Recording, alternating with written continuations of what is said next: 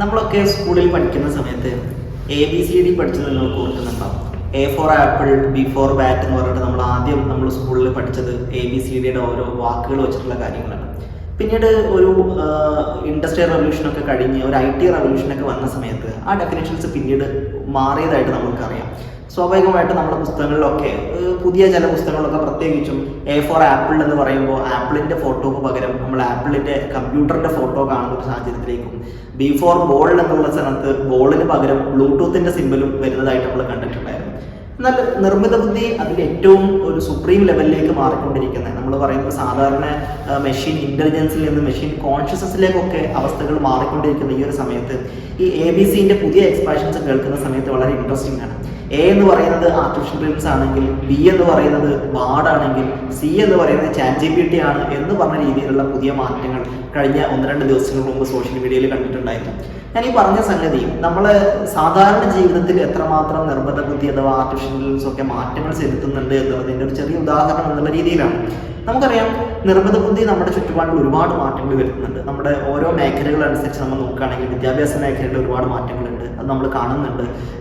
കാർഷിക മേഖലയിൽ ഒരുപാട് മാറ്റങ്ങളുണ്ട്, പ്രത്യേകിച്ച് ഡ്രോൺ ബേസ്ഡ് ടെക്നോളജീസും IoT ഒക്കെ എനാബിൾ ചെയ്തിട്ടുള്ള AI ബേസ്ഡ് ആയിട്ടുള്ള ഫാമിങ്ങും സീഡിനെ പ്ലക്ക് ചെയ്യുന്ന ഡിവൈസുകളൊക്കെ നമ്മൾ പലപ്പോഴും കാണുന്നുണ്ട്. ഫാമിങ്ങിൻ്റെ കേസിൽ പറയുകയാണെങ്കിൽ വിളവെടുപ്പിൻ്റെ സമയത്ത് പഴുത്ത് പാകമായ കേടില്ലാത്ത പഴങ്ങളെ മാത്രം പറിക്കാൻ ഡ്രോൺ ബേസ്ഡ് ആയിട്ടുള്ള ടെക്നോളജീസ് നിലവിൽ അവൈലബിൾ ആണ്. ഒബ്ജക്റ്റ് ഡിറ്റക്ഷൻ പോലുള്ള കാര്യങ്ങൾ ഉപയോഗിച്ച് കമ്പ്യൂട്ടർ വിഷൻ സാങ്കേതിക വിദ്യയോട് കൂടിയിട്ട് പ്രവർത്തിക്കുന്ന മോഡലുകൾ അവൈലബിൾ ആണ്. എന്നാൽ നമ്മൾ സാധാരണ ചർച്ച ചെയ്യപ്പെടാത്ത ഒരു മേഖലയാണ് നിർമ്മിത ബുദ്ധിയും മതപരമായിട്ടുള്ള വിശ്വാസവും തമ്മിലുള്ള ബന്ധത്തെക്കുറിച്ച്. സാധാരണ നമുക്കൊക്കെ അറിയാം റിലീജിയൻ വേഴ്സസ് ടെക്നോളജി എന്നുള്ളത് രണ്ട് കോൺട്രഡിക്ടറി ആയിട്ടുള്ള വിഷയങ്ങളായിട്ടാണ് പലപ്പോഴും നമ്മൾ പരിഗണിക്കാറുള്ളതും ചർച്ച ചെയ്യാറുള്ളതും. പക്ഷേ നിർമ്മിത ബുദ്ധിയുടെ കടന്നുകയറ്റം മതപരമായ വിശ്വാസങ്ങളെ അല്ലെങ്കിൽ മത മേഖലയെ കൂടി മതപ്രബോധന മേഖലയെ പ്രത്യേകിച്ചും പല രീതിയിലും സ്വാധീനിക്കുന്നുണ്ട് എന്നുള്ളതാണ് പുതിയ പഠനങ്ങൾ പറയുന്നത്.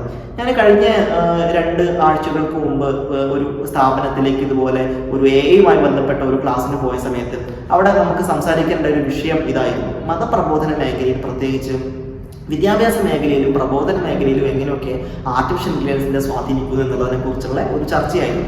അതിൻ്റെ ഭാഗമായിട്ട് പഠിച്ച സമയത്താണ് ഒരുപാട് മാറ്റങ്ങൾ നമ്മളൊരു പക്ഷേ വിദ്യാഭ്യാസ മേഖലയിലും കാർഷിക മേഖലയിലും ആരോഗ്യ മേഖലയിലും ഒക്കെ ഉണ്ട് എന്ന് പറയുന്ന പോലെ തന്നെ മാറ്റങ്ങൾ മതപരമായ പ്രബോധന മേഖലയിൽ കൂടി നിർമ്മിത ബുദ്ധി ഓഫർ ചെയ്യുന്നു എന്നുള്ളത് വളരെ വിസ്മയത്തോടു കൂടിയാണ് ഞാൻ കണ്ടത്. അതിൽ 1-2 ഉദാഹരണങ്ങൾ കൂടി ഞാൻ പറയാം.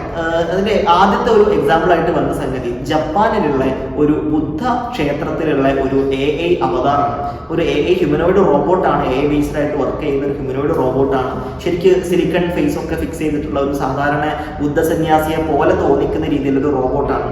മിന്തർ എന്നാണ് റോബോട്ടിന് അവർ പേരിട്ടിട്ടുള്ളത്. അവിടുത്തെ ഒരു പ്രധാനപ്പെട്ട ബുദ്ധ സന്യാസി ആ മിന്തർ എന്ന് പറയുന്ന രൂപത്തിന് മുമ്പിൽ വണങ്ങുന്നതും അത് പ്രാർത്ഥനയ്ക്ക് നേതൃത്വം കൊടുക്കുന്നതൊക്കെ ആയിട്ടുള്ള ഫോട്ടോസും വീഡിയോസും ഒക്കെ യൂട്യൂബിലും ഫേസ്ബുക്കിലൊക്കെ അവൈലബിൾ ആണ്. മിന്തറിനെ കൂടാതെ തന്നെ മറ്റ് പല മേഖലയിലും മറ്റ് മതവിശ്വാസങ്ങളിലേക്കും നിർമ്മിത ബുദ്ധിയുടെ സ്വാധീനം കടന്നു വരുന്നുണ്ട്.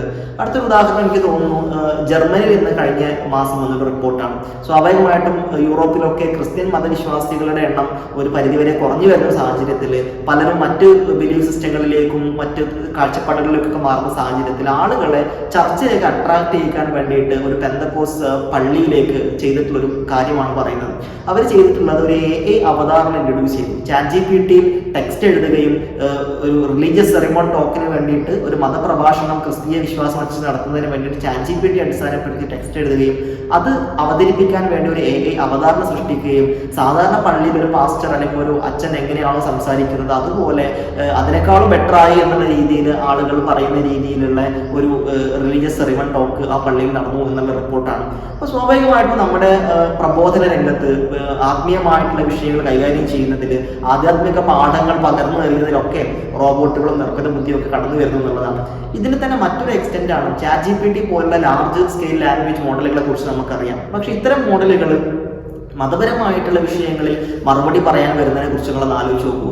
അതിനുള്ള 1-2 ഉദാഹരണങ്ങളാണ് ബൈബിൾ മെയ്റ്റ് എന്നുള്ള ഒരു എക്സാമ്പിൾ. ബൈബിളുമായി ബന്ധപ്പെട്ടുള്ള എല്ലാ സംശയങ്ങൾക്കും ഉത്തരം നൽകുന്ന ഒരു ചാറ്റ് GPT പോലെയുള്ള ഒരു മോഡലാണ് ബൈബിൾ മെയ്റ്റ്. ഖുർആൻ GPT ഉണ്ട്. ഖുർആനുമായി ബന്ധപ്പെട്ടിട്ടുള്ള ഇസ്ലാമിക മതപാഠങ്ങളുമായി ബന്ധപ്പെട്ടിട്ടുള്ള പല വിഷയങ്ങളും ചർച്ച ചെയ്യുന്നതിനും അതിനെക്കുറിച്ച് കൃത്യമായിട്ടുള്ള ഉത്തരങ്ങൾ നൽകുന്നതിനുള്ള ഒരു GPT-4നെ ചാറ്റ് GPTയുടെ GPT-4 മോഡലിനെ അടിസ്ഥാനപ്പെടുത്തിയിട്ടുള്ള മോഡലാണ് ഖുർആൻ GPT.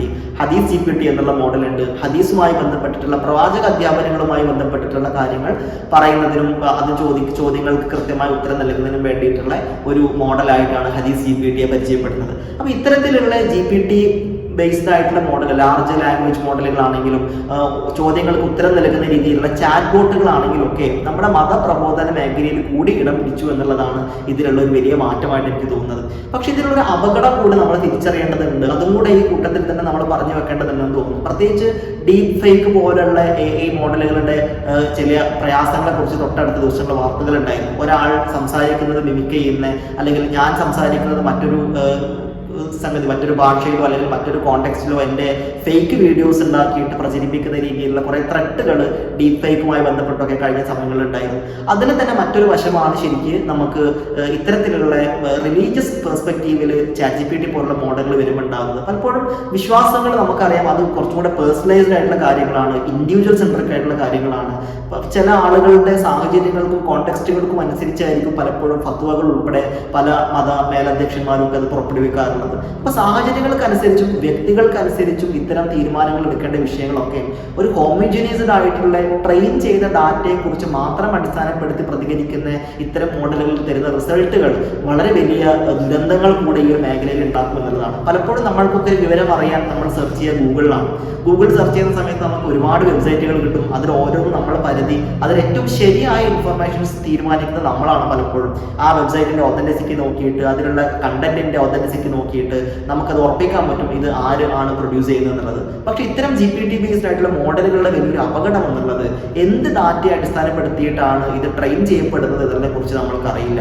സ്വാഭാവികമായിട്ടും അത് ട്രെയിൻ ചെയ്യപ്പെട്ട ഈ ഡാറ്റയ്ക്ക് അനുസരിച്ച് അത് റിസൾട്ടുകൾ നമുക്ക് തരുന്നുള്ളതാണ്. അപ്പോൾ വളരെ കൃത്യമായിട്ട് റിലീജിയൻ ഒരു ഹോമോജനൈസ്ഡ് വേർഷൻ മാത്രമായിട്ട് നമുക്ക് കാണാനും ഒരേ ആംഗിളിലുള്ള കാഴ്ചപ്പാടുകൾ മാത്രം കിട്ടാനും ഇത്തരം മോഡലുകൾ കാരണമാകുമെന്നുള്ളതാണ്. അപ്പോൾ കൃത്യമായിട്ട് നമുക്ക് ഒരു ഡിഫറൻറ്റ് പെർസ്പെക്റ്റീവിൽ ചിന്തിക്കാനും ഡിഫറൻറ്റ് പെർസ്പെക്റ്റീവിൽ പ്രവർത്തിക്കാനും കഴിയുന്ന ഒരു ഫ്ലെക്സിബിലിറ്റി, ഒരു ഹെട്രോജിനിറ്റി എന്നുള്ളൊരു സംഗതി വിശ്വാസപരമായിട്ട് വളരെ പ്രാധാന്യമുള്ള ഒരു കാര്യമായിട്ടാണ് എനിക്ക് തോന്നുന്നത്. അപ്പോൾ അതിനെ ഇത്തരം മോഡലുകൾ ഒരു വെല്ലുവിളി ഉയർത്തുന്നു എന്നുള്ളതാണ് എനിക്ക് തോന്നുന്ന ഒരു ഒപ്പീനിയൻ. അപ്പോൾ നമ്മൾ പറയുന്ന മറ്റ് മേഖലകളിലുള്ള പോലെ ഈ മേഖലകളിലുള്ള മാറ്റങ്ങൾ കൂടി, റിലീജിയസ് പ്രീച്ചിങ്ങിൽ ഈ കടന്നു വരുമ്പോഴുള്ള മാറ്റങ്ങൾ കൂടെ നമ്മുടെ മതപരമായ മേഖലകളിലൊക്കെ പ്രവർത്തിക്കുന്ന ആളുകൾ, സ്കോളേഴ്സ് ആണെങ്കിലും പ്രബോധകന്മാരാണെങ്കിലും ഒക്കെ തിരിച്ചറിഞ്ഞെങ്കിൽ മാത്രമേ പുതിയ കാലത്തെ പ്രബോധന രീതികളും പുതിയ കാലത്തെ വിശ്വാസ രീതികളിലേക്കൊക്കെ ആളുകളോട് പ്രചരിപ്പിക്കുന്ന സമയത്തും ആളുകളോട് അതിൻ്റെ സന്ദേശങ്ങൾ പങ്കുവെക്കുന്ന സമയത്തും ഇതിനെക്കുറിച്ചുകൂടെ നമ്മൾ അവെയർ ആകണം എന്നുള്ളതാണ് എനിക്ക് തോന്നുന്നത്.